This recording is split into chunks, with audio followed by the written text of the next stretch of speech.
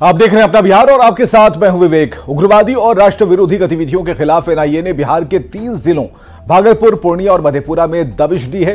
भागलपुर में property dealer Shankar Yadav के घर आयकर विभाग और एनआईए की संयुक्त टीम ने कार्रवाई की, जो करीब 15 घंटे से ज्यादा चली। और इस कार्रवाई में एनआईए की टीम ने शंकर यादव को गिरफ्तार कर लिया और साथ ही इस कार्रवाई में अब तक 1,32,00,000 रुपए कैश बरामद किए गए हैं। कैश के साथ कई हथियार, कारतूस और 5 मोबाइल के अलावा कई आपत्तिजनक दस्तावेज भी बरामद किए गए। शंकर यादव झारखंड के कुख्यात अमन साहू गैंग के पैसे को भी खपाता था।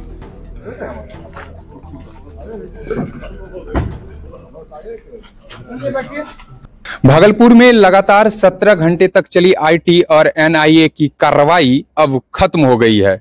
एनआईए की टीम ने प्रॉपर्टी डीलर शंकर यादव को आवास से गिरफ्तार कर लिया है। बता दें कि भागलपुर का प्रॉपर्टी डीलर शंकर यादव आय से अधिक संपत्ति मामले में शंकर यादव के आवास पर आईटी और एनआईए की टीम ने दबिश दी थी, जिसके बाद से लगातार 17 घंटे तक यह छापेमारी चली। हालांकि जैसे जैसे यह कार्रवाई आगे बढ़ती गई, इसका तार झारखंड से जुड़ता चला गया। बता दें कि झारखंड का गैंगस्टर अमन साहू का पैसा प्रॉपर्टी डीलर शंकर यादव भागलपुर में खपाता था, जिसकी भनक एनआईए की टीम को लगी थी और जिसके बाद से टीम भागलपुर पहुंचकर प्रॉपर्टी डीलर शंकर यादव के घर पर दबिश दी थी। सूत्रों की माने तो प्रॉपर्टी डीलर शंकर यादव के घर से एनआईए की टीम ने तकरीबन 2 करोड़ रुपए कैश और लाइसेंसी हथियार भी जब्त किए हैं। विकास कुमार सिंह, न्यूज 18, भागलपुर। बिहार विधानसभा के वर्तमान अध्यक्ष अवध बिहारी चौधरी ने साफ कर दिया कि वो अपने पद से इस्तीफा नहीं देंगे। उन्होंने कहा कि जो नियम संगत होगा वही करेंगे। जिसके बाद राजनीतिक गतिविधियां गर्म हो गई हैं। उसके बाद इस बयान के बाद डिप्टी स्पीकर महेश्वर हजारी ने सवाल उठाए हैं और नियम कानून का हवाला देकर उनसे नैतिकता के नाम पर इस्तीफा की बात कही। साथ ही उन्होंने बताया कि कानून क्या कहता है और कैसे सदन की प्रक्रिया 12 फरवरी को चलेगी। इस बारे में महेश्वर हजारी से बात की हमारे सहयोगी आनंद अमृतराज ने। इस तारीख के ही अविश्वास प्रस्ताव दे दिया गया है, सेक्रेटरी रिसीव किए हैं बजाबते सब चीज। और कोई भी प्रक्रिया हो, देखिए कोई भी भारतीय जो संविधान है, संविधान के अनुकूल ही देश चलती है। बिहार विधानसभा एक संस्था है। बिहार विधानसभा का जो नियमावली है, प्रक्रिया एवं कार्य संचालन नियमावली है, उसमें 179 अनुच्छेद है। उसमें साफ साफ स्पष्ट शब्दों में लिखा हुआ है कि जिसके विरुद्ध में अविश्वास प्रस्ताव आती है और सदन जब चालू होगा, तो सदन में जब अविश्वास प्रस्ताव पर बहस होगी तो उस समय में जिन पर अविश्वास प्रस्ताव रहेगा वो आसन पर, चेयर पर नहीं बैठ सकते हैं। उसके बावजूद भी कहना जो हम इस्तीफा नहीं देंगे, देखिए पद जो है बिहार विधानसभा का अध्यक्ष पद बहुत ही गरिमामय पद होती है और पद का व्यक्तित्व, जो व्यक्ति बनते हैं, व्यक्ति के व्यक्तित्व से पद का गरिमा बढ़ती है। यदि इस्तीफा दे देते तो इस पद की सम्मान बढ़ता, इनका भी सम्मान प्रतिष्ठा बढ़ता। इसीलिए यदि लग गया है उसको तो इस्तीफा दे देना चाहिए। लेकिन सर एक सवाल जब उनसे ये भी पूछा गया कि क्या आपको कोई आपके अविश्वास प्रस्ताव आपके खिलाफ लाया गया, तो उन्होंने बोला कि कल उसकी जानकारी हुई है। तो क्या मतलब कल से ही काउंट हो जाए 14 दिनों की जो बात होती है? देखिए हर चीज का कार्यालय होता है, मंत्री होता है तो मंत्री का सेक्रेटरी होता है। तो बिहार विधानसभा का अध्यक्ष है, उनके सेक्रेटरी बहुत ही प्रतिष्ठित होते हैं। वो जुडिशली से आते हैं, डिस्ट्रिक्ट जज के रैंक के बराबर होते हैं। तो उनका जो सेक्रेटरी साहब है, वो सेक्रेटरी साहब ने रिसीव किया है बजाबते और वहाँ पर सारे सदस्यों का हस्ताक्षर हुआ है, सब हुआ है। तो कहना मान लीजिए ठीक है, फाइल नीचे से बन के जाती है तो उनके नॉलेज में जो हो जो कहें, लेकिन 28 तारीख ही हो गया। 14वां दिन उसमें नियम है, जो 14वां दिन जाकर के उन पर अविश्वास प्रस्ताव पर बहस हो सकती है। बिहार के मुख्यमंत्री नीतीश कुमार अपने 2 दिवसीय दिल्ली दौरे के बाद बिहार लौट आए हैं। प्रधानमंत्री नरेंद्र मोदी, गृह मंत्री अमित शाह और बीजेपी अध्यक्ष जेपी नड्डा से मुलाकात के बाद नीतीश कुमार पटना लौटे और पटना में नीतीश कुमार ने कहा कि बहुत अच्छी मुलाकात रही, सब बढ़िया रहा।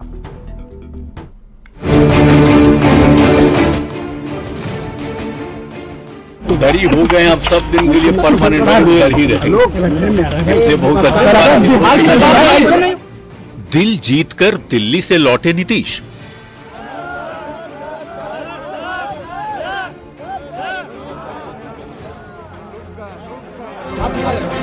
बहुत पहले की बात नहीं है जब बीजेपी के हर छोटे बड़े नेता के निशाने पर नीतीश कुमार ही रहते थे। जेडीयू की तरफ से भी बीजेपी पर जोरदार हमला होता था, लेकिन कड़वाहट खत्म हुई और नजदीकियां बढ़ने लगी। फिर जब मिले तो ऐसे मिले जैसे कभी बिछड़े हुए दोस्त मिले हों। दिल्ली से आई इन तस्वीरों को देखिए। बुधवार को प्रधानमंत्री मोदी, गृह मंत्री अमित शाह और बीजेपी अध्यक्ष जेपी नड्डा के साथ नीतीश की मुलाकात हुई और मुलाकात के दौरान जो गर्मजोशी दिखी वो इस नए रिश्ते की कहानी खुद ब खुद कह रही है। बुधवार को बीजेपी के 3 शीर्ष नेताओं से मुलाकात के बाद गुरुवार को सीएम नीतीश कुमार ने बीजेपी नेता और पूर्व उप प्रधानमंत्री लालकृष्ण आडवाणी से मुलाकात की और आडवाणी को भारत रत्न मिलने पर बधाई दी। अरे पुराना रिश्ता है ना, तो जब उनको हुआ उस समय भी हमने बधाई दी और जाकर के मिल करके बड़ी खुशी हुई मिलने से। नई सरकार बनने के बाद पहली बार दिल्ली आए नीतीश कुमार जेडीयू दफ्तर भी पहुंचे, जहां उनका जोरदार स्वागत किया गया। पार्टी के सांसदों से मुलाकात के बाद सीएम नीतीश गुरुवार को पटना लौट आए। दिल्ली से दिल जीतकर लौटे नीतीश ने पटना एयरपोर्ट पर साफ साफ कह दिया, सब अच्छा है और आगे भी अच्छा ही रहेगा।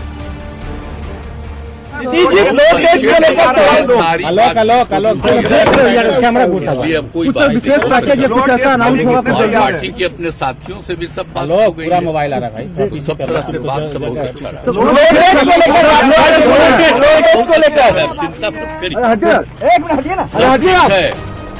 दिल्ली में बीजेपी के शीर्ष नेताओं से मुलाकात में दिखी गर्मजोशी और पटना एयरपोर्ट पर नीतीश कुमार के चेहरे की चमक बता रही है कि नीतीश 12 फरवरी के फ्लोर टेस्ट ही नहीं बल्कि 24 के लोकसभा चुनाव को लेकर भी बेहद निश्चिंत हैं।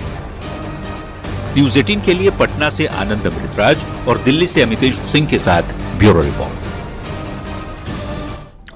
बिहार में एनडीए की सरकार बनने के बाद बीजेपी खेमे में सबसे ज्यादा उत्साह है। सरकार बनने के बाद पार्टी की तरफ से हुए सम्मान समारोह में डिप्टी सीएम सम्राट चौधरी ने कहा कि एक दिन बिहार में बीजेपी की सरकार जरूर बनाएंगे। इतना ही, सम्राट चौधरी ने कहा कि उनका मुख्यमंत्री नीतीश कुमार से 3 कमिटमेंट साफ है: बालू माफिया, शराब माफिया और जमीन माफिया को बिहार से खत्म करना।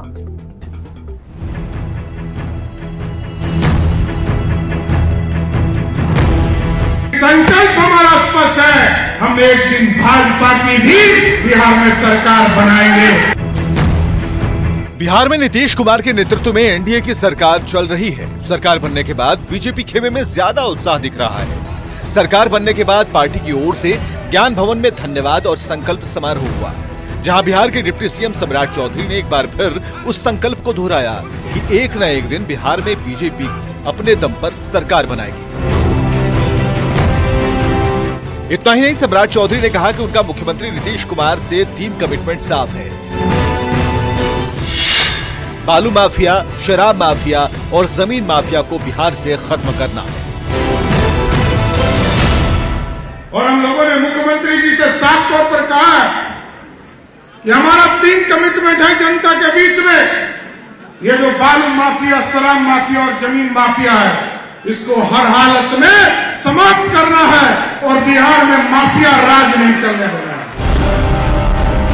सम्राट चौधरी के बयान पर जेडीयू का कहना है कि नीतीश कुमार की सरकार में किसी माफिया को पहले भी बख्शा नहीं जाता था, आगे भी छोड़ा नहीं जाएगा। हम बिहार के लोगों को विश्वास दिलाते हैं कि जिस तरह पहले किसी भी माफिया का मनोबल नहीं बढ़ने दिया गया है, आगे भी शराब माफिया हो, भू माफिया हो या बालू माफिया हो, इनके मनोबल को कभी बढ़ने नहीं दिया जाएगा। वहीं आरजेडी प्रवक्ता मृत्युंजय तिवारी का कहना है कि बीजेपी और जेडीयू का बेमेल गठबंधन है, जिसका अलाइनमेंट अभी से बिगड़ने लगा है। बीजेपी जेडीयू ने सत्ता के लिए हाथ तो मिला लिया, लेकिन दिल और मन नहीं मिले हैं। अब खेल शुरू हो गया। चुनाव नजदीक है और वोटों का गणित है। ऐसे में नेताओं की तरफ से हर वो चाल चली जा रही है जिससे वोट का गणित फिट हो और 2024 में बड़ी जीत हो। न्यूज 18 के लिए पटना से शैलेंद्र कुमार के साथ ब्यूरो रिपोर्ट। दरभंगा से बीजेपी सांसद गोपाल ठाकुर ने दिल्ली में बीजेपी के राष्ट्रीय अध्यक्ष जेपी नड्डा से मुलाकात की और बिहार में फिर से एनडीए की सरकार बनने पर बधाई दी। जेपी नड्डा से मुलाकात के दौरान बिहार में पार्टी संगठन के कई मुद्दों पर भी चर्चा हुई। इसके साथ ही गोपाल ठाकुर ने कर्पूरी ठाकुर और लालकृष्ण आडवाणी को भारत रत्न देने के लिए भी धन्यवाद दिया।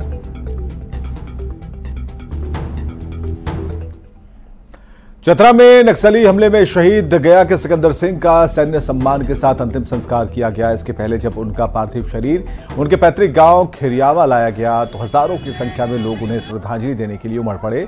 आपको बताएं कि चतरा के बैरिया गांव में अफीम को नष्ट करते वक्त नक्सलियों ने हमला किया था पुलिसकर्मियों पर और ताबड़तोड़ हमले में 2 जवान शहीद हो गए थे, जिसमें एक सिकंदर सिंह गया के वजीरगंज के खिरियावा गांव के रहने वाले थे। गांव में जैसे ही उनका पार्थिव शरीर लाया गया, गांव में मातम छा गया। शहीद की बेटी का संकल्प है कि वो एक IAS बनकर उग्रवाद और नक्सलवाद को खत्म करेगी। जिस समय इसका नौकरी हुआ था, घर में खेती बाड़ी भी इनको बहुत कम था, समझे घर का स्थिति बहुत दयनीय था। 4 भाई हैं, 4 भाई में सबसे बड़ा भाई था और चारों भाई को रास्ता पर लाइन अप करके चारों भाई का गांव के लिए प्रेरणा स्रोत था। गांव के नवयुवक को भी बहुत जो है हौसला बढ़ाता था और आज जो हमारे गांव के लोग पुलिस और सेना में आ रहे हैं, उसके पीछे इनका प्रेरणा स्रोत भी बहुत बड़ा कारगर काम करता है। तो इस तरह की जो हरकत कर रहे हैं उसके लिए आप क्या कहना चाह रहे हैं? जो कि मैं ये कहना चाहती हूँ कि जितने भी टेररिस्ट लोग हैं उन्हें जल्द से जल्द पकड़ा जाए और उन्हें कड़ी से कड़ी सजा दिया जाए, ताकि ना ही सिर्फ पुलिस वाले को बल्कि अन्य जनता जितने भी है उनको भी प्रोटेक्शन मिले। हटाने की कोशिश करोगी? मैं IAS बनना चाहती हूँ तो ऑब्वियसली मैं इससे हटाऊंगी।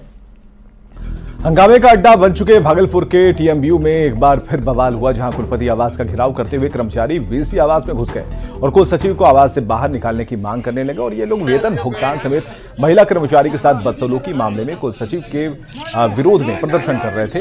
कर्मचारी कुल सचिव की माफी नहीं मांगने को लेकर ये आक्रोशित थे और इन लोगों ने चेतावनी दी है कि जब तक कुल सचिव इस्तीफा नहीं देते तब तक विश्वविद्यालय बंद रहेगा और साथ ही शुक्रवार को होने वाली सीनेट बैठक को भी नहीं होने देने का ऐलान किया। सुबह से हम लोग विश्वविद्यालय में रहे हुए थे, कोई बातचीत नहीं चला और हम लोगों ने जब शाम को कुलपति महोदय के रेसिडेंस पर आया है तब इन्होंने कुलपति महोदय 8 कर्मचारी को बुलाए, नेतागण को। हम लोग शिक्षक शिक्षकेतर कर्मचारी के गण नेता जो है गए और बहुत आरजू विनती किए कि हमारे वेतन पर क्या हुआ। कुलपति महोदय, FO साहब, सारे लोग तैयार हैं और रजिस्ट्रार एक तरफा इनका पटना से कौन आदमी इनको फोन करता है, वो कहते हैं मैं वेतन नहीं छोड़ूंगा, मैं नियम परिनियम पर चलूंगा। उस व्यक्ति का इन्होंने नाम भी नहीं बताया। बघा में वाल्मीकि नगर रोड स्टेशन पर सुबह एक मोड़ हाई टेंशन तार की चपेट में आ गया। मोड़ की वजह से ट्रेनों में बिजली आपूर्ति पूरी तरह से बाधित रही। दिल्ली से आने वाली कई ट्रेन स्टेशन पर फंसी रही। वहीं ट्रेन में बैठे यात्री काफी देर से ट्रेन रुकने की वजह से परेशान रहे।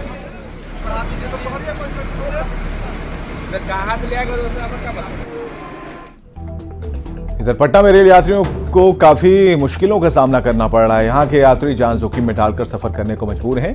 पटना से गया जाने वाली पैसेंजर ट्रेन की तस्वीर आप इस वक्त देख पा रहे हैं। ट्रेन में कैसे यात्री लटके हुए हैं, लेकिन ये सफर जानलेवा है और ऐसे सफर से यात्रियों को बचना चाहिए।